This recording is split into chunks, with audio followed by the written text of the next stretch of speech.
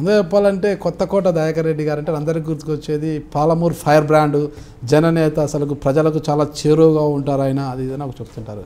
అలాంటి కొత్తకోట దయాకర్ రెడ్డి గారు ఈ మధ్యన కొద్దిగా సైలెంట్ అయ్యారు. అంటే ఆ ఫైర్ బ్రాండ్లో అంటే ఫైర్ ఏమైనా తగ్గిందా అనిపించేంతలా ఉంది. ఏ కారణం ఏంటంటారు? ఫైర్ తగ్గడం అనేది ఏమి ఉండదు.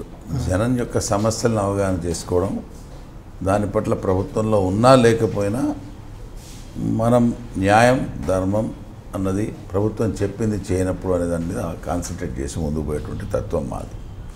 దాంట్లో తెలంగాణ వచ్చిన తర్వాత 3 ఏళ్ళు అయింది. లోకల్గా ఎన్నికైన ఎమ్మెల్యే, గతంలో ఎమ్మెల్యేగా 4 సంవత్సరాలు వాళ్ళ ఫాదర్ చనిపోతే పనిచేశాడు. తర్వాత ఇప్పుడు ఎమ్మెల్యే అయ్యాడు. గతంలో వాళ్ళ అక్క యొక్క బలం మీద పరుగులెత్తేసి నేను ఎమ్మెల్యేగా ఉన్నా, అతను ఓడిపోయినా కానీ వాళ్ళ అక్క మంత్రి కాబట్టి డీకే అరుణ అన్ని పనులు అడ్డుకునే ప్రయత్నం చేశాడు. అటువంటి ప్రయత్నంలో ఇవాళ అతనికి మళ్ళీ ఫుల్ అవకాశం వచ్చింది. టీఆర్ఎస్లో కూడా జాయిన్ అయ్యాడు. చూద్దాం ఎన్ని పనులు చేస్తాడో, ప్రజలకు ఎంత దగ్గర అవుతారో చూద్దాం అనేటువంటిది ఒకటి. తెలంగాణ వచ్చిన తర్వాత కొన్ని మార్పులు చేర్పులు ఉంటాయి. సామాజిక పరిస్థితులు కానివ్వండి, లోకల్గా ఉండేటువంటి భౌగోళిక పరిస్థితులు కానీ, అవసరాలు కానీ. ఎందుకంటే ఒక తండ్రికి ఉన్న 2 కొడుకులు విడిపోయిన తర్వాత డెవలప్మెంట్లో ఎవరికి వారు పోటీ పడతారు, లేదు చచ్చుబడిపోయేటువంటి వాళ్ళు ఉంటారు. సో ఆ పరిస్థితిలో తెలంగాణలో మనం ప్రతిదీ విమర్శాత్మకంగా చూడకూడదనే ఉద్దేశంతో మనం అవకాశం ఇచ్చినమాట వాస్తవం. దానికి తోడు తెలంగాణ కోసం లేఖ ఇచ్చినటువంటి తెలుగుదేశాన్ని అన్ని రకాలుగా ఇబ్బంది పెట్టేటువంటి ప్రయత్నం చంద్రశేఖరరావు గారు చేయడం, కాంగ్రెస్ వాళ్ళు చేయడం జరిగింది. పైన తెలంగాణ ఇవ్వడం అనేది యాజ్ అన్ ఈవెంట్ టుడే కూడా నా యొక్క మనస్ఫూర్తిగా నేను నమ్మేది, ఒక చంద్రబాబు నాయుడును ఆనాడు చుక్కాని లేని నావలా ఉన్నటువంటి ప్రజలకు ఒక చుక్కానిగా ఏర్పడి ఎన్టీ రామారావు అనే ఒక వ్యక్తి, ఒక వ్యవస్థ, ఒక మహాశక్తి బీద బడుగు వర్గాలకు, మాలాంటి వాళ్లకు అందరికీ కూడా అవకాశాలు ఇచ్చి కూడు గుడ్డ ఉండడానికి ఇల్లు అనేటువంటి ఒక 3 నినాదాలతో పార్టీని పెట్టడం, అదే రకంగా ఆనాడు నుండి పటేల్ పరివారుల వ్యవస్థను కూడా వ్యతిరేకించి మంచి వ్యవస్థను నెలకొల్పడం, సామాన్యులకు కూడా అవకాశం అందుబాటులోకి రాజకీయంతో పాటు అడ్మినిస్ట్రేషన్ కూడా తీసుకొచ్చేటువంటి పరిస్థితి. అటువంటి పరిస్థితుల్లో ఇలా తెలంగాణ కోసం పోరాటం జరిగింది.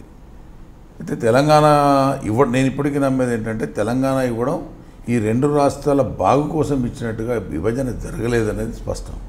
విభజన అనేది తప్పదు, కానీ ఏ రోజైనా తప్పదనేటువంటి మనం అనుకుంటూనే వస్తున్నాం. జరిగినటువంటి విధానము, జరిపినటువంటి విధానము రాజకీయపరమైనటువంటి విధానంతోనే చేశారు తప్ప ప్రజానుకూలమైనటువంటి విభజన జరగలేదనే దాంట్లో నేను నమ్మేటువంటి వల్ల నేను మొట్టమొదటి వ్యక్తిని. మా నాయకుడు చంద్రబాబు నాయుడు గారు కూడా పదే పదే అదే చెప్పడం జరిగింది. రాజకీయపరమైనటువంటి విభజన ఇది ఈరోజు కాకపోతే రేపైనా జరుగుతుంది, కానీ కాంగ్రెస్ వాళ్ళు తెలుగుదేశాన్ని దెబ్బతీయాలనేటువంటి ఆలోచనతో చేస్తారు తప్ప ఈ 2 రాష్ట్రాలు బాగుపడాలనేటువంటి ఉద్దేశంతో చెయ్యరు. అది నిజమనేది ఇప్పుడు స్పష్టంగా మనకు వాళ్ళ మాటల వల్ల కనపడుతూ ఉంది. సో అదే నేపథ్యంలో కొత్తగా వచ్చిన తెలంగాణలో కొత్తగా వచ్చిన ముఖ్యమంత్రి మన సంసారం మనకైనప్పుడు ఎన్నికైనటువంటి వాళ్ళు ఏదైనా పని చేస్తారు, చేసినప్పుడు దానికి విమర్శ పరిగెత్తడం ఎందుకు అనేటువంటి దాన్ని మనం చేస్తాను. అయినా ప్రజల పక్షాన చైతన్యం చేస్తూనే ఉన్నాం, ఎన్లైట్ చేస్తూనే ఉన్నాం, అవసరమైన చోట పోరాటం చేస్తూనే ఉన్నాం. తప్పడట్లు కొన్ని పడతాయేమో, పడినవి సరి చేసుకుంటారేమో అని చూసుకుంటూ పోతున్నాం, కానీ ఆ పరిస్థితి ఇప్పుడు కనపడడం లేదు తెలంగాణలో. కాబట్టి తప్పకుండా ఇంకా ఫైర్కి దిగాల్సిన పరిస్థితి, ఇంకా ఎక్కువ ఫైర్కి దిగుతాం, దాంట్లో అనుమానం ఏం లేదు. ఫైర్ ఇన్ ద సెన్స్ నేను ఒక రాజకీయ నాయకుడిగా ఇంకో రాజకీయ నాయకుడిని విమర్శించడం కాదు, పని తీరును విమర్శిస్తా, నమ్మిన సిద్ధాంతాన్ని ఎన్నికైనప్పుడు చెప్పిన మాటలను ఆచరణలో పెట్టకుండా ఉంటే విమర్శిస్తా, ప్రజల కోసం ఎన్నికై ప్రజలతో డబ్బులు దండుకునేటువంటి ప్రయత్నాన్ని నిరసిస్తా. అవన్నీ జరుగుతూనే ఉన్నాయి ఇప్పటికి కూడా. సో ఒక 3 ఏళ్ళ అవకాశం ఇవ్వాలి కదా, ఇవ్వకుంటే ఎట్లా? ఇచ్చినాం. 3 సార్లు నేను ఎమ్మెల్యేగా ఉన్నోడిని ఒక 3 ఏళ్ళు ఓపిక పట్టకపోతే ఎట్లా? అదే రకంగా మేము ఇవ్వడం జరిగింది. దాంతోపాటుగా మాకు కొంత కన్ఫ్యూజన్ ఇక్కడ క్రియేషన్ ఏమంటే చంద్రబాబు నాయుడు అనేటువంటి వ్యక్తి ఇక్కడ లేకపోవడం, ఒక మహాశక్తి ఇక్కడ లేకపోవడం.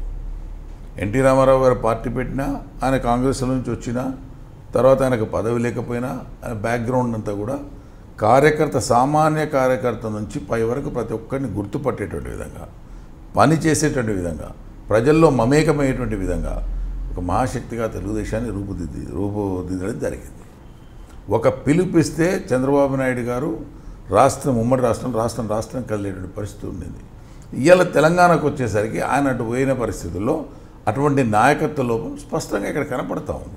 రేవంత్ రెడ్డి గారు ఉన్నారు కదా, స్పష్టంగా కనపడుతుంది. రేవంత్ రెడ్డి గారు ఉన్నారు కదా, రేవంత్ రెడ్డి ఉండొచ్చు, రేవంత్ పార్టీ రెడ్డి వర్కింగ్ టీఆర్ఎస్లో ప్రెసిడెంట్గా ఉన్నాడు, ఉన్నారు. బీజేపీలో ఉన్నాడు, అక్కడి నుంచి ఇక్కడికి వచ్చేటువంటి వ్యక్తి. ప్లస్ ఆయన విధానాలు యంగ్స్టర్గా ఆయన ఒక ఫైర్ బ్రాండ్గా ఆయన ఒక కేసీఆర్ టార్గెట్ చేసుకుని అదే భాష యాసలు అనుకోవచ్చు. కానీ కింది స్థాయి నుంచి యంత్రాంగాన్ని పటిష్టపరుచుకుంటూ పోయేటువంటి యంత్రాంగం కావాలి. చంద్రబాబు నాయుడు గారి దగ్గర కానీ ఎన్టీఆర్ దగ్గర కానీ ఉన్నది ఏంటంటే పార్టీని, పార్టీ సిద్ధాంతాన్ని నమ్మిన వాళ్ళని పికప్ చేయడంతో పాటు శత్రువు వచ్చినా కూర్చొని మాట్లాడి అతన్ని కూడా ఏదో రకంగా సెట్ చేసి పంపేటటువంటి గుణం ఉండింది. అది ఇక్కడ ఉన్నటువంటి నాయకత్వం. రేవంత్ రెడ్డి కావచ్చు, రమణ కావచ్చు, నేను కూడా బాధ్యున్నే కదా ఒక త్రాస్ స్థాయిలో. మా అందరిలో కొంత లోపించింది, ఆ టీం వర్క్ లోపించింది. అది రావాలంటే టైం రావాలి. కానీ గ్రౌండ్ లెవెల్లో ఉన్నటువంటి కార్యకర్తలు మాత్రం ఫైర్ బ్రాండ్తో ఉన్నారు. ఎవరైతే తెలుగుదేశంలో ప్యూర్గా పెరిగారో, ఎవరికైతే ఆనాడు నందమూరి తారక రామారావు గారు అవకాశాలు ఇచ్చినవారో, ఏ సామాన్య బీసీ బడుగు వర్గాలు కానీ, ముస్లిం మైనారిటీలు కానీ, మహిళలు కానీ, యువకులు కానీ ఆ రోజు ఉన్నటువంటి పరిస్థితుల నుంచి ఈ రాష్ట్రాన్ని బయటకు తీసుకొచ్చారో, దాన్ని స్పష్టంగా ఈనాటి యువతకు, ఈనాటి యువతకు తెలియజెప్పాల్సిన బాధ్యత మనది. అది పక్కకు పెట్టి ఒకరినొకరు తిట్టుకునేదానికే కార్యక్రమం చేసుకుంటా ఉన్నాం. కాబట్టి కొంత వెనకపడ్డ మాట మాత్రం వాస్తవం డెఫినెట్గా. కానీ క్యాడర్లో బేస్ ఉన్నటువంటి పార్టీ మాది. Please subscribe I dream.